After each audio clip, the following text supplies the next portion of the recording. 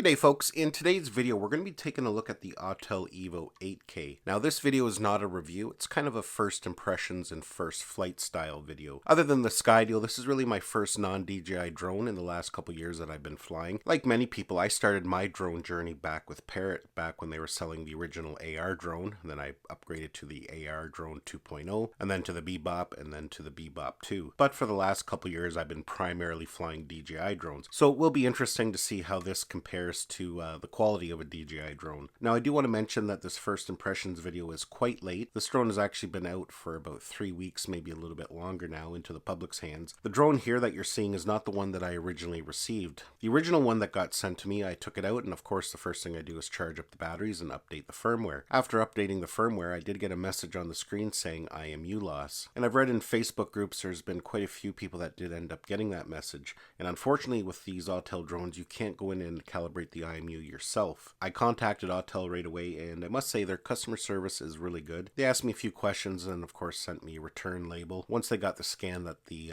box had been dropped off at DHL, they issued me a new drone. So that kind of put me behind, and then of course we just had a polar vortex go through, and we had a week of miserable weather, windy, cold, rainy, and just not really good flying conditions. So I finally got around to taking my first flight with it, and I do have some opinions on it, and we'll get to that later on in this video. So anyways, let's just jump right in and take a look.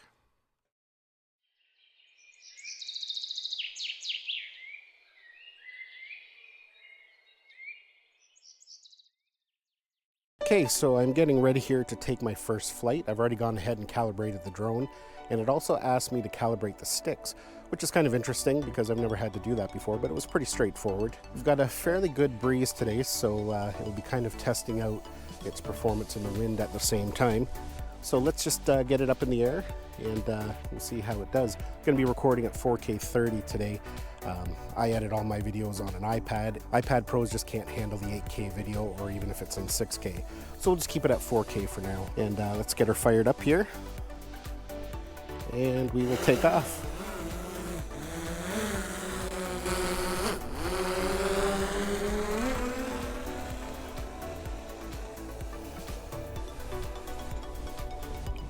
Turn the gimbal down a little bit.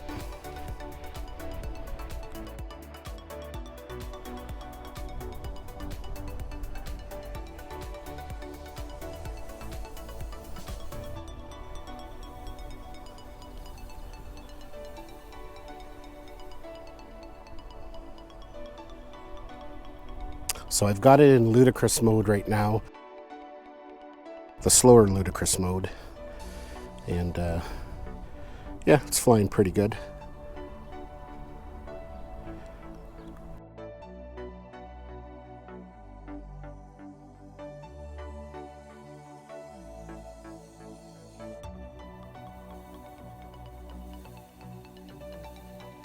Actually, I really don't mind the way it handles here.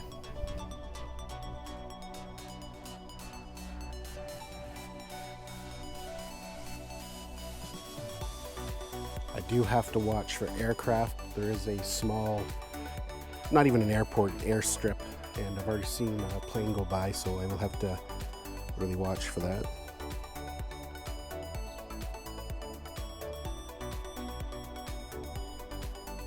Horizon looks pretty good. Just out here at my brother-in-law and sister's farm. I like flying out here, lots of space, don't have to worry about anything like that. That's their farm there.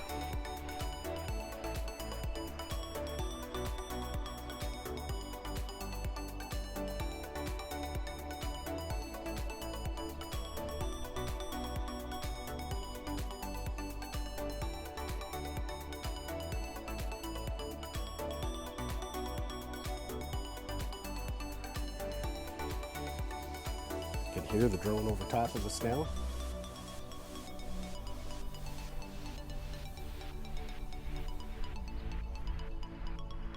Can't see it up there, but oh, there it is. I don't know if you can see it up there, just a speck.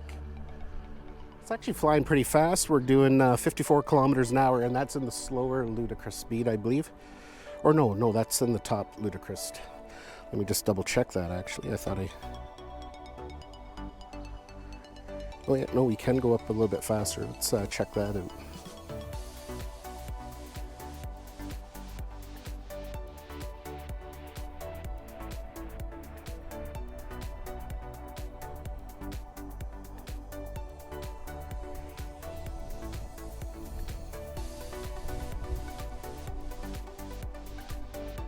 So let's follow this river.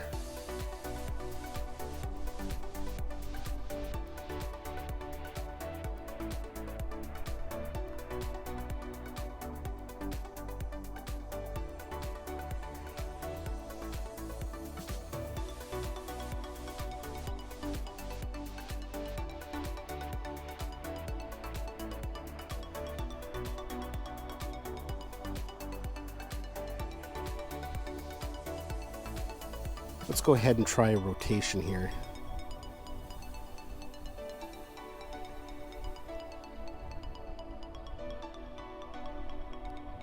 I'm not used to using a Autel drone, so the sticks are a little bit different, but not bad. Will take a little bit of getting used to get that fine-tuned.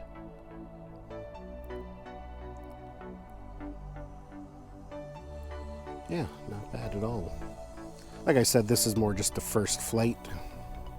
Let me figure out where I am here. Oh, there we are. Let's head back to the farm. Got 54% left on the battery. Let's try a rotation around those grain bins there. Get up a little bit higher.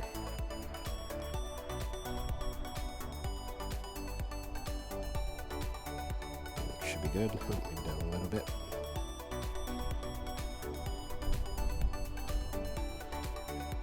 Let's turn the gimbal down.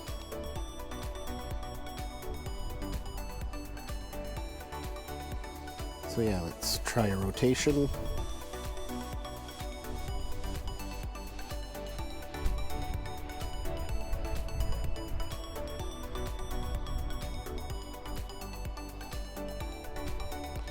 Yeah, not too bad. You can see here I'm not as smooth as I can be on a DJI drone, but that's just because the controllers are a little different. The sticks are a little bit different, so just a little bit of practice, I'm sure that can be mastered pretty quick. Okay, so I'm just going to send it out. Let's put it back into ludicrous mode, giving us a warning that obstacle avoidance is turned off. So let's choose the faster one. Close that. Just going to do a quick return to home test here. So let's send it out. There it goes.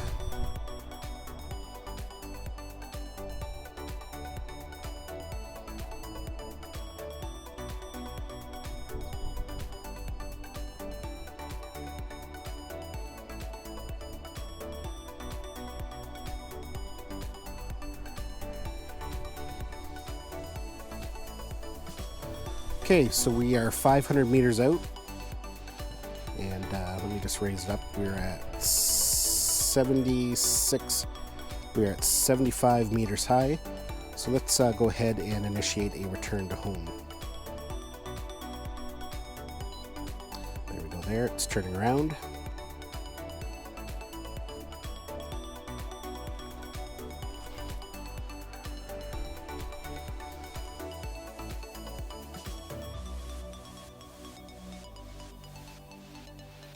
Let's back up out of the way here. It's coming home to us, traveling at 36 kilometers an hour. Still a fair ways away. Let's turn the camera down so we can see what's going on. See, the drone just spun itself around there.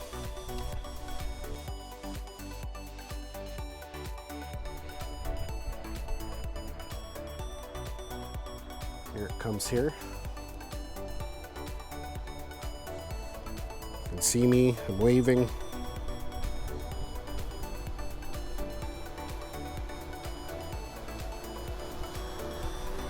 Better get out of the way.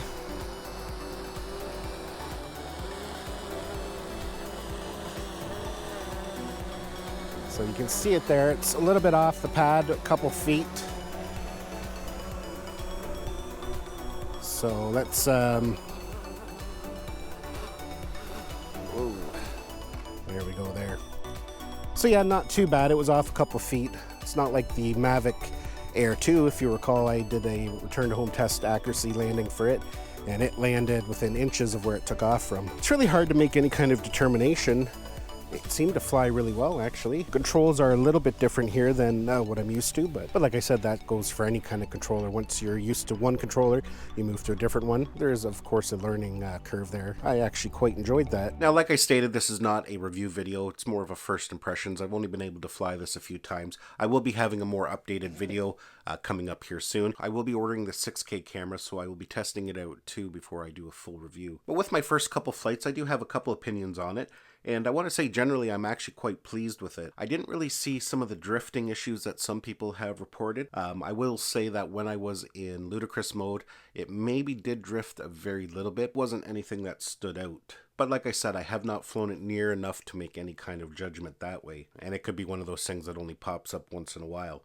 But generally, I was actually quite pleased. The controller's not too bad. Definitely takes some getting used to if you're used to a DJI controller. The other thing that is kind of irritating is that it's still micro USB. And I know they didn't update the controller when they went to the Evo 2, and I'm not sure why they didn't update it to a new controller. Maybe they do have one in that works. If they had something like a smart controller for this drone, I think that would be perfect. Of course, that would inflate the cost. But if they continue to offer the basic controller and then have the option to upgrade to the smart controller, that would be a good option as well. I think the sticks are a little bit shorter than the DJI sticks. And, that can kind of cause a problem sometimes when you're trying to do really fine controls. I'm a person who flies with my thumbs. And, so good sticks are very important. And of course, the other style is pinching. Maybe if you're a pincher, then, they're a little bit better that way. But I've always flown with my thumbs. I find I have better control that way. But yeah, I guess I have no complaints on the controller other than it should be USB-C. I hate having to carry extra cables around with me in a backpack just for a couple random products. Just to finish up here, I'll kind of tell you what I like about it and a couple things that I don't like about it. First of all, having a swappable payload I think is brilliant. That was one thing that DJI kind of promoted when they launched the Mavic 2 series, is that you could actually send your drone back in. If you started with the Zoom, you could actually upgrade it to the Pro. I'm not sure why, but that never really came to fruition, and it's a little bit more complicated than this drone. This drone is actually supposedly fairly easy to switch out that camera. Just a couple screws, you remove this plate, and then a couple screws, and you can upgrade from the 8K to the 6K or to the dual camera setup. Personally, I think that is great that Autel is allowing customers to do that. They're going to be selling the cameras. They should be available shortly. But the other nice thing is that it's possibly future-proof then. If, say, Autel releases some kind of zoom camera or some other kind of updated camera, you know that you can keep the airframe. The airframe is actually good, so then you just have to update the camera. The other very attractive thing about this drone is that you don't have to deal with the DJI Geo zones. Now, for some people, that is one reason why they do purchase Autel drones, is that they don't have to worry about it. Myself, I've never had a problem with the DJI Geo zones. Canada has a lot of open space until you get into something like maybe Toronto or some of the larger cities, and you might run into some issues there. But personally myself, I've never had too much of a problem with it. I just stay away from airports, and I've never run into a place where I can't fly. But definitely, if you are in the market for a new drone and you live in a city, that's definitely something you may want to consider. A drone like this, you're not going to have any problems trying to unlock geozones. Like I mentioned at the beginning of this video, they have excellent customer service. When I had that initial problem with the IMU, they were nice and professional and courteous, and got the problem corrected. And that can be very important when you're spending this kind of money on a product. You want to make sure that you're going to be looked after. Now, I must say that IMU problem was a little concerning at first because, like I said, there was several people that reported that in the Facebook groups, and luckily it happened right away. My concern was, what if that happened 6 months down the road or even after warranty? But they did release a firmware update, and it did mention it fixed something with the IMU, so I think that problem has been corrected. Another thing that I hope that they change in the next generation, or possibly if they create a new controller, and that is I'd like to see a switch built into the controller for easily switching flying modes. I haven't opened up your settings to switch from normal mode to ludicrous mode. It's kind of tedious. It's nice if you just had a little switch that you can go back and forth quickly. Just a small little thing, but I do hope they change that on future remotes when they develop them. Now, another thing I want to make note of, and it's not really so much of a problem, but it's the cost of these batteries.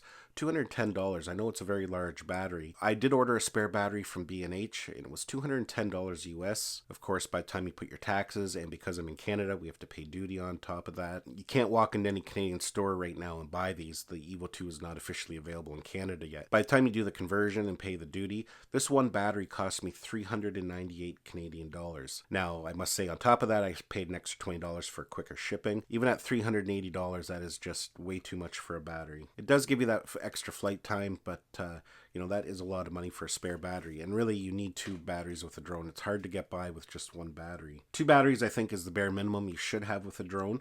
Personally, myself, I would have loved to have had a third spare one, but at $400, I was not going to spend that much money. So that's definitely something to keep in mind too if you are going to be purchasing this drone, that the spare batteries are quite costly. Now, with all that said, I must say that my first flight experience with this drone has been very positive. Like I said, I am going to be diving in a little bit deeper. I'm going to spend some more time on the sticks. I really don't want to make any kind of final judgment on it until I've burned at least 10 batteries, if not more. So stay tuned for that. I will be making more updated videos as we go along. So yeah, folks, that is my first impressions of the Autel Evo 2 8K. Hopefully you enjoyed this video and got some value out of it. Give it a thumbs up if you did. Don't forget to subscribe to my channel so you don't miss any of our upcoming videos, and we'll see you in the next one.